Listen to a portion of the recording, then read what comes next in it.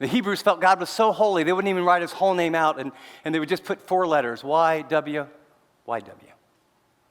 And this was revealed to Moses. It's the to be verb. I am that I am.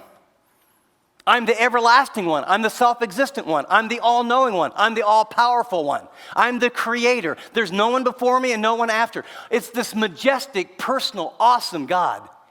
And then he says this awesome God is my shepherd. So put a little circle around the word shepherd, because for the Hebrew mind it would have been, what? This awesome, great, powerful creator who speaks and the world's come into existence. Well, a shepherd was the lowliest job on the totem pole. I mean, remember when they were trying to find a king? And they went to Jesse's house and he had all these brothers? And there was one, the youngest brother wasn't around. What was he doing? David. He's out tending the sheep. Why? Because if you're the youngest, you get the rotten job.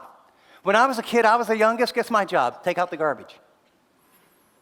Right? When my kids, they came, guess what the youngest job was? You take out the garbage. Sheep are dirty. Sheep are smelly. Sheep have a lot of problems.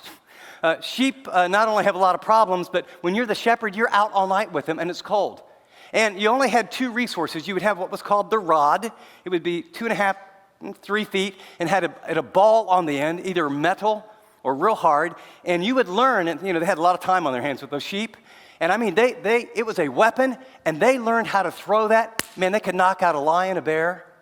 And then they had a staff, like in the Christmas cards, you have the shepherds. And what that was used for, the show, oh boy, this sheep again, he's getting off the path and he's in the thicket, and they would reach down, and it was to comfort and direct. And so David is saying, Yahweh, the majestic God of all the earth, wants to have a deep, intimate relationship. Because the other thing about sheep is they knew the shepherd's voice. A shepherd, to this day, knows the name of every sheep. Like in my house, I don't have any sheep, but when I say, Ranger, my dog actually knows his name. He picks up his ears, come here, and he comes. Sheep can actually, they learn their name. And someone else can come and call their name, they won't come. In fact, one author, Philip Keller, wrote a classic book. And the classic book is called A Shepherd Looks at the 23rd Psalm. And he spent all these years being a shepherd in Australia. And then he looked at this passage with fresh eyes. And here's the research on this. This is what sheep are like.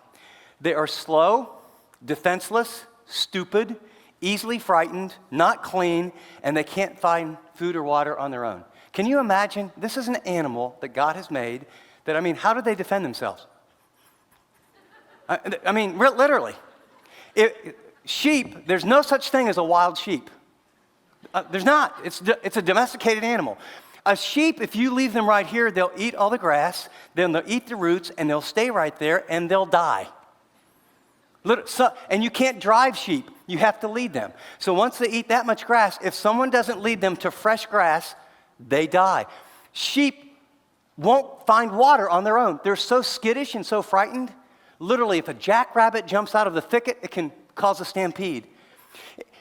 If a sheep is thirsty, now imagine other animals. I think bears are like, oh, kind of, man, I'm getting some water here. If there's like a brook that's babbling that's too loud, the shepherd would have to go up 30, 40, 50 feet, and he would make a little dam and create a pool of water. When he says beside quiet waters, because the sheep won't come near water even though they're thirsty.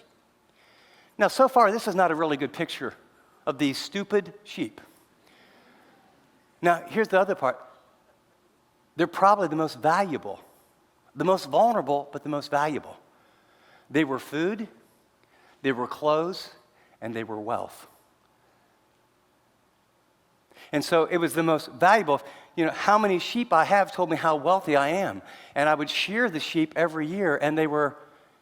And so it's this picture of God saying to us, and please don't take this too personally, especially if you're new, you're sheep.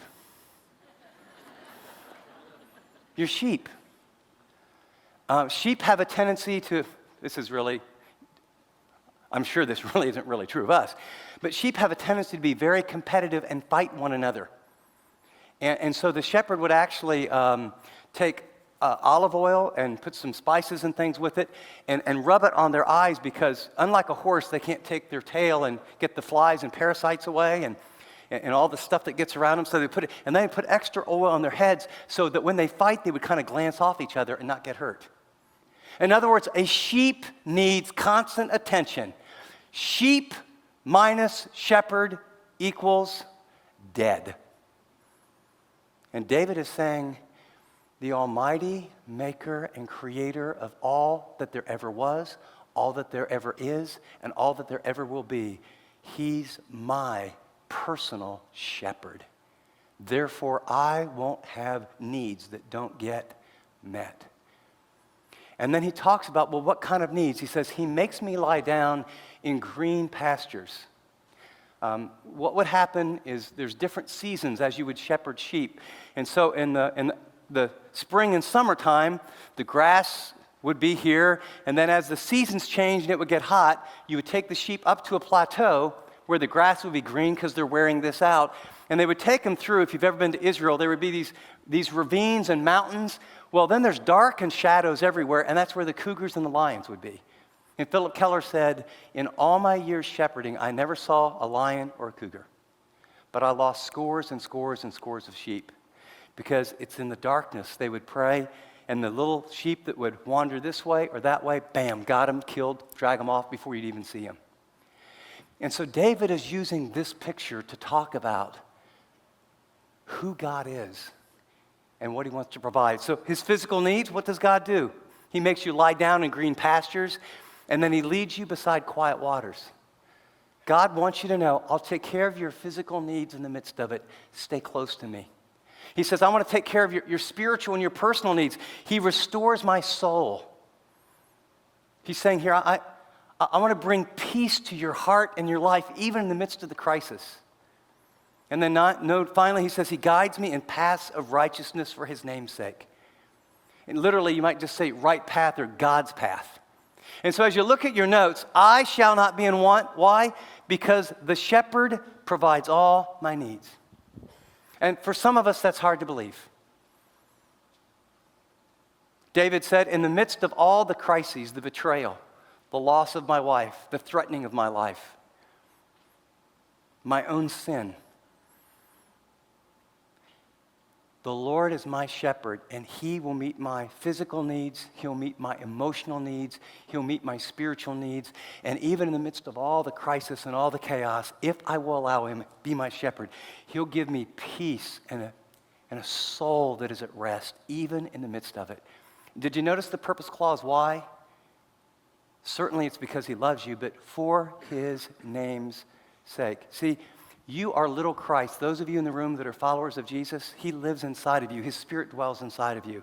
And we have crises just like the world. And many of your friends and many of your relatives, they watch how do you respond when you lose your job? How do you respond when you're clinically depressed? How do you respond when you've got parents that you need to take care of and you have some kids in college and you're looking at, I don't have the resources. How am I going to make this? How do you respond when you get a raw deal at work? How do you respond when one of your kids is in a crisis? And see what God says, I want to be your shepherd, and I want to help you. I want to give you unexplainable grace and peace and power and provision in ways where as you do that, people would understand how real that I am. Now, some sheep are more hard-headed. Little lambs, you can spot them early, right? Anybody have kids that, it was like some of the kids were really compliant and some were like, man, he can't even talk, and he's going, right? I apparently have been one of those kind of kids. And here's what a shepherd would do, because if you're not near, when a lamb would stray off, early on, you take the big staff and, a little tap on the rear, come on over here. And he kept straying off, no, over here. And, after a while, you realize that lamb straying off is going to die. I mean, if it gets completely separated, it can't get food, it can't get water, and there's a predator. So here's what a shepherd did, and they still do to this day. You take that lamb that says, I'm going to live my way. I'm going to make my path, not your path. I think I don't need a shepherd. That's kind of what little lambs say. If there's any parallel to our lives, you can figure that out. I don't know. But so he would get the little lamb, and he'd break its leg on purpose. Then he would splint the leg. Then he takes the lamb, and he puts it on his shoulders. And then all the shepherding, he keeps the lamb on his shoulders. And he walks around. Now, this lamb is hearing the shepherd's voice like no one else because it's very close. This lamb is watching what's going on. Well, sort of like this, I suppose, but he's watching everything that's going on. And then over a period of time, this lamb knows the shepherd's voice, and when you think about it, this lamb has the most intimate, constant contact with the shepherd of any of the sheep. A bond gets created that's even stronger than all the others. When it heals, he puts the lamb down, and he would get a little rope and put a bell around this particular lamb. And it's called the bell sheep. This little lamb that's grown up a little bit now, guess where it wants to be all the time? Right here. Shepherd goes here. Shepherd goes here. So when all the other sheep hear the bell, what do they know? They know that's where the shepherd is. That's where the shepherd is.